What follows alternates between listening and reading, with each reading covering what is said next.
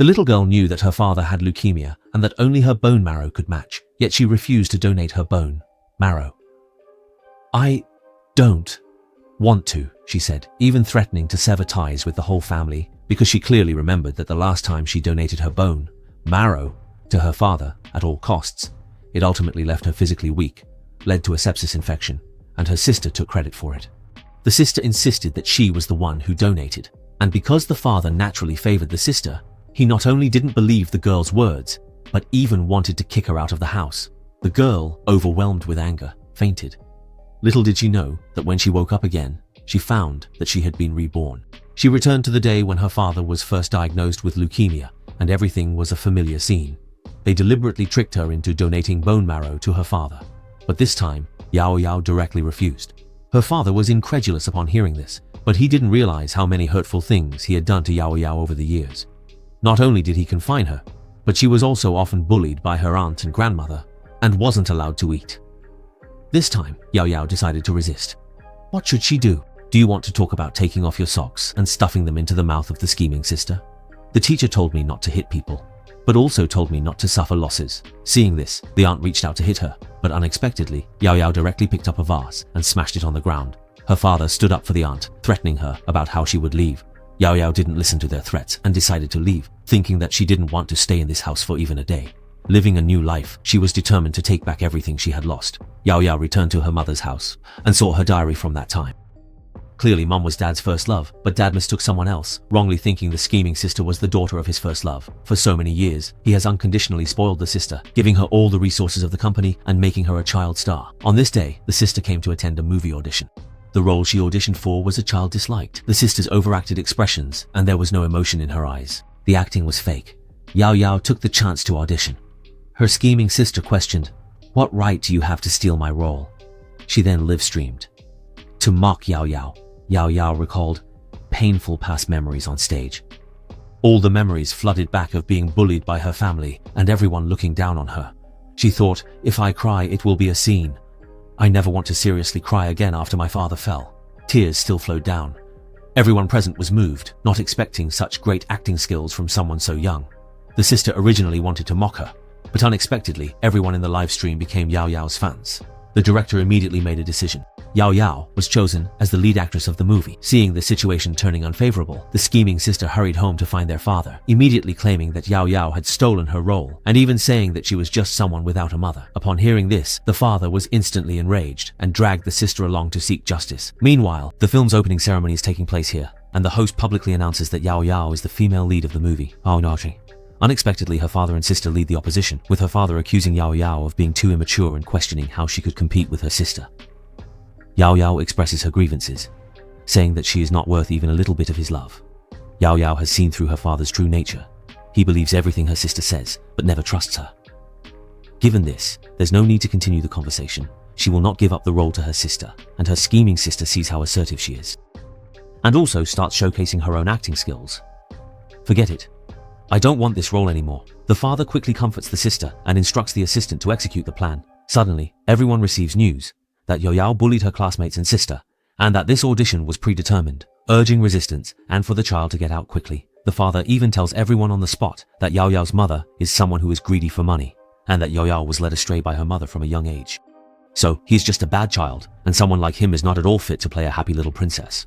At this point, Yao Yao takes out her mother's diary. The father opens the notebook, and inside are all the little details of her interactions with her first love, known only to the two of them. Could it be that Yao Yao is really the daughter of her first love? Did he really make a mistake? The father looks more closely and realizes it truly is his first love. He immediately kneels down to apologize to Yao Yao, admitting, "It was my mistake to blame you. I will never like Dad again." The father instantly collapses to the ground, while Yao Yao remains very resolute, saying, "I am not yet an adult, and many things require a parent's signature. When the time comes, I will send it to you by mail because I don't want to see you. As for tuition and medical expenses, I won't spend a penny of yours." Hearing this, the father feels heartbroken, as if applying tomato sauce. Just then, the aunt arrives, bringing another diary. Inside, it also contains matters about Dad and his first love. It says that Yao Yao's diary is fake and is just a tool for Yao Yao to deceive. The scheming sister, seeing Dad waver, reveals her manipulative side, choosing to retreat in order to advance, saying, "Dad would rather believe others now than believe me. You don't need such a dad anymore." Upon hearing this, Dad loses his rationality and chooses to unconditionally believe the sister, hugging her and apologizing. The aunt steps forward today. "I tried to reprimand you, but was stopped by the director. The director already knows about the grievances Yao Yao has suffered at home and can't bear to see Yao Yao so upset. Yao Yao, are you willing to leave the Lu family and come with me?" The director presents an adoption contract, offering 100 million to become Yao Yao's guardian, asking Dad to sign it. The reporters in the audience were shocked. Upon hearing this, the aunt hurriedly urged Dad to sign, saying, "This is 100 million, sign it." "Hurry and sign it." Yao Yao is also willing to go with the director. Dad was displeased. "When has the Lu family ever mistreated you? You're even more ungrateful than your mother. You're just a thankless wretch. What do you want to do?" The director couldn't stand Dad's behavior. As a father, he wasn't fulfilling his responsibilities. Instead, he used tactics to turn his daughter into a bad girl, scolded by the entire internet. Yao Yao's mother really had her head in the clouds when it came to love. Stuck with such an irresponsible father, signing the adoption contract means that from today on, Yao Yao will have nothing to do with him. Dad went to Yao Yao's room and looked at the wall full of certificates, only then realizing that he had never cared. Yao Yao saw a broken necklace and remembered the past. This necklace belonged to Yao Yao's mother, and Yao Yao worked hard to study and scored 100 to buy it back, but Dad gave the real necklace to her sister. Instead, he gave Yao Yao a fake one and accused her of being vain at such a young age, breaking the necklace on the spot and throwing it on the ground. Unexpectedly, Yao Yao treasured it like a precious gem. Dad accidentally broke the bottle. He saw a heart-eyed drawing on the paper crane, which was a habit of his first love. Could Yao Yao really be the daughter of his first love?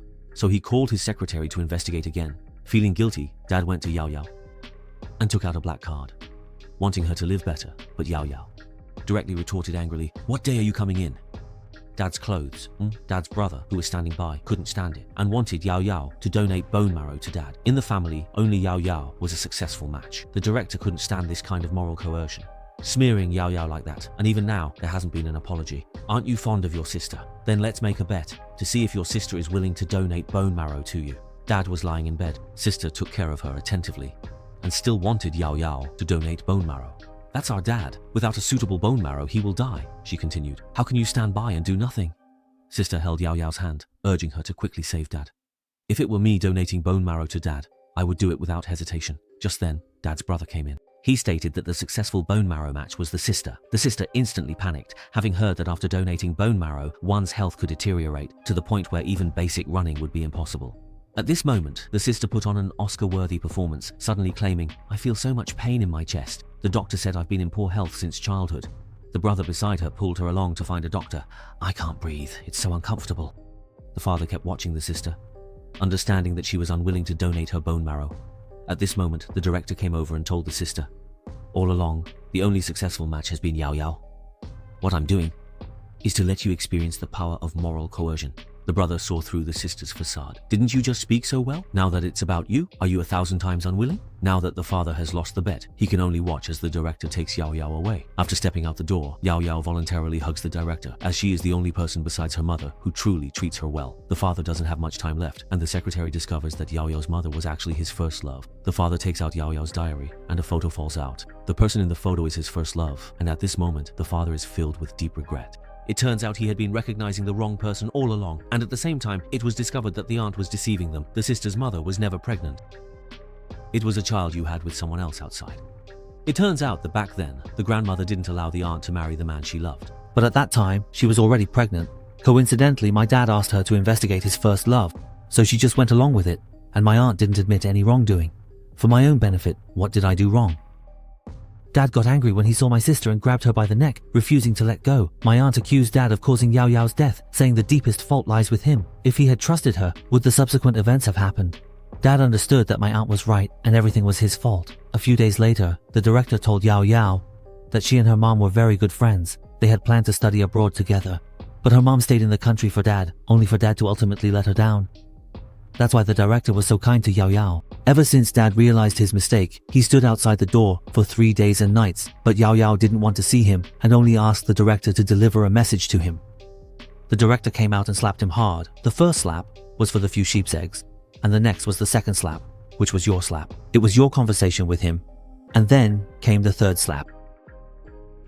Dad still wanted to see Yao Yao, but the director told him that Yao Yao said she originally wanted to forgive him, but she dreamed that she died. If she forgave him, she would feel she was letting herself down. Dad took out a necklace, which was Yao Yao's favorite, just wanting to leave something for her. From now on, he should never appear in front of her again, as Dad was no longer able to. Before passing away, he told Grandma to kick aunt and sister out of the house and to make sure to protect Yao Yao. After saying this, he closed his eyes. A few days later, Dad opened his eyes again, wondering why he was still alive. It turned out that Yao Yao had donated her bone marrow to him at the last moment and returned the necklace to him. Now, the necklace no longer held any meaning for Yao Yao. She only left a message saying she never wanted to see Dad again. After being discharged from the hospital, Yuan Yuan hid away and no longer disturbed Yao Yao. The film is complete. The film is called Rebirth. I am the real good little princess. This episode's question: do you think Yao Yao will become a star in the future? If you think she will, press 31. If you think she won't, press 32. If you're unsure, press 33. Dad was always blinded by aunt, only believing what he heard and forgetting to find out the truth for himself. His daughter suffered so much injustice, yet he knew nothing about it. Although, in the end, Yao Yao donated her bone marrow to him, allowing him to survive.